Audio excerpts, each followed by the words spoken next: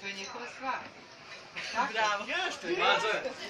Znači, marketing moje jedna uzrečica, znači svi događaji moraju da budu propraćeni fotografijom.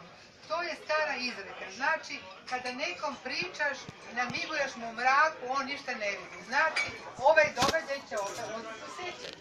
Ovdje je 25 makova ulje koje sam ja naslikala, to je simbolika vaših 25 godina, koje će, nadam se, zauzeti prostor u vašoj kancelariji. A ovo je moja ideja, ovdje je staklo, 25 godina, svi koji su prisutni da se potpišu, da bi to stajali u udruženju, recimo za 30 godina, da se zna da je 25 godina bilo ovdje. Znači, skini ovo staklo i sada neka se svi potpišu. Redom.